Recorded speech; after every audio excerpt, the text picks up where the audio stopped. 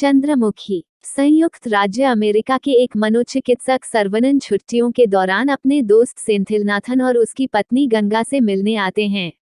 सेंथिल की मां कस्तूरी चाहती थी कि सेंथिल अपने पिता के चचेरे भाई कंडास्वामी की बेटी प्रिया से शादी करें, ताकि 30 साल के अलगाव के बाद परिवार की दो शाखाएं फिर से एकजुट हो सके, क्योंकि सेंथिल के पिता ने कंडास्वामी की बहन अखिलेंदेश्वरी, जो उनकी चचेरी बहन भी हैं, के बजाय कस्तूरी से शादी करने का फैसला किया था।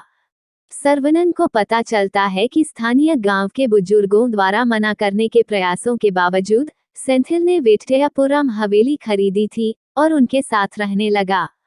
अखिलेंदेश्वरी सर्वनन से ईर्ष्या करती है और अपने सहायक ओमैयान की मदद से उसे मारने की साजिश रचती है। जब परिवार अपने पैतृक मंदिर का दौरा करता है तो मुख्य पुजारी बताता है कि हवेली से हर कोई क्यों डरता है। लगभग 150 साल पहले वेट्टयन नाम के एक राजा ने आंध्र प्रदेश के विजयनगरम की यात्रा की, जहां उनकी मुलाकात चंद्रमुखी नामक एक नर्तकी से हुई और उन्हें प्यार हो गया। हालांकि उसने उसकी भावनाओं का प्रतिकार नहीं किया, क्योंकि वह पहले से ही गुनासेकरन नामक एक अन्य नर्तकी से प्यार करती थी। परिणामस्वरूप वेट्टयन उसे बलपूर्वक अपने महल में वापस ले गया। उससे अनजान चंद्रमुखी ने गुणसेकरन को सामने एक घर में ठहराया और उससे गुप्त रूप से मुलाकात की।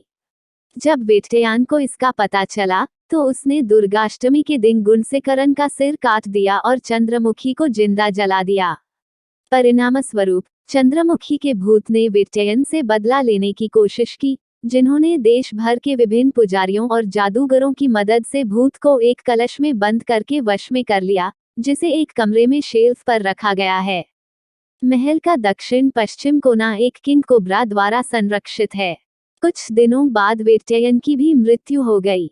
प्रिया एक नृत्य प्रोफेसर विश्वनाथन से प्यार करती है, जो उसकी भावनाओं का प्रतिकार करता है।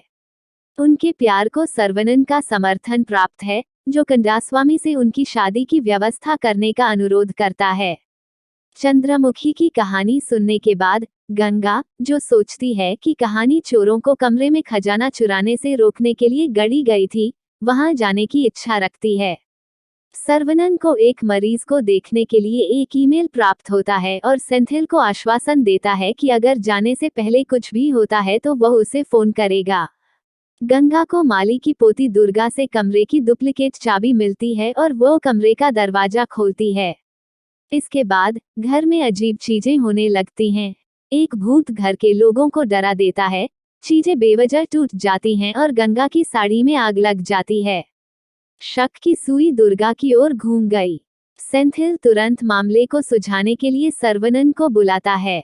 जैसे ही सर्वनन वापस आता है, एक रहस्यमय प्राणी प्रिया को मारने की कोशिश करता है। सर्वनन अन्य घटनाओं की भी जांच करता है, जैसे कि सेंथिल को उसकी कॉफी में जहर देकर और उसके सिर पर ग्लास फिश टैंक को धक्का देकर मारने की कोशिश की गई थी। इसके अलावा एक और रहस्यमय घटना यह है कि रात के समय चंद्रमुखी के कमरे से किसी के नाचने गाने की आवाज आती है। प्रिया और विश्वनाथन की सगाई के दौरान गंगा रहस्यमय तरीके से गायब हो जाती है। सर्वनन उसकी अनुपस्थिति को नोटिस करता है और उसकी तलाश करता है, लेकिन ओमैयान द्वारा उस पर हमला किया जाता है, जिसे अखिलेंदेश्वरी ने भेजा है। सर्वनन ने ओमैयान को वश में कर लिया और सेंथिल की मदद से गंगा को ढूंढ लिया, जिसका कथित तौर पर विश्वनाथन द्वारा यौन उत्पीड़न किया जा रहा था। सर्वनन ने सेंथिल और विश्वनाथन को बताया कि गंगा अपने माता पिता की मृत्यु के बाद विभाजित व्यक्तित्व विकार से पीड़ित है। उन्होंने ये भी खुलासा किया कि उसने अपनी दादी से कहानियां सुनी, जिससे उसकी हालत और खराब हो गई।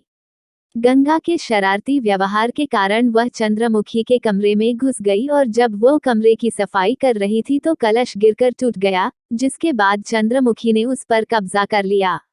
सर्वनन उन्हें बताता है कि चंद्रमुखी बनी गंगा ने प्रिया और सेंथिल को मारने की कोशिश की, क्योंकि वे ही एकमात्र बाधा हैं और प्रिया विश्वनाथन की मंगेतर थी और सेंथिल गंगा की पति थी। उसने विश्वनाथन को यौन उत्पीड़न के लिए फंसाया, क्योंकि वह सोचती है कि विश्वनाथन उसका प्रेमी गुणसेकरन है, क्योंकि वह उसी स्थान पर रहता है जहां गुणसेकरन रहता था। विश्वनाथन को फंसाने और दुर्गा को भी कब्जे में लेकर चंद्रमुखी ने सगाई रोकने की योजना बनाई। चंद्रमुखी को रोकने का एकमात्र तरीका यह है कि उसे विश्वास दिलाया जाए कि उसने दुर्गाष्टमी पर विट्ययन को मार डाला था, क्योंकि सर्वनन ने विट्ययन का रूप धारण किया था और उसकी इच्छा जानने के लिए चंद्रमुखी से बातचीत करके ओझा रामचंद्र आचार्य द्वारा आयोजित पूजाओं में से एक को बाधित कर दिया था। अपनी योजना को अंजाम देने से पहले सर्वनन सेंथिल से गंगा को ट्रिगर करने के लिए कहता है ताकि वह खुद देख सके कि वह चंद्रमुखी में बदल जाती है या नहीं। जब सेंथिल ऐसा करता है तो वह चंद्रमुखी में बदल जाती है, जिससे वह चौंक जाता है। चिंतित सेंथिल गंगा पर चिल्लाता है और उसे वापस सामान्य कर देता है। अखिलंदेश्वरी ने सर्वनन के आत्म बलिदान के विचार को सुन लिया और उससे माफी मांगी। दुर्गाष्टमी पर नृत्य कक्ष में परिवार और रामचंद्र आचार्य चंद्रमुखी को सर्वनन को जिंदा जलाने की अनुमति देते हैं।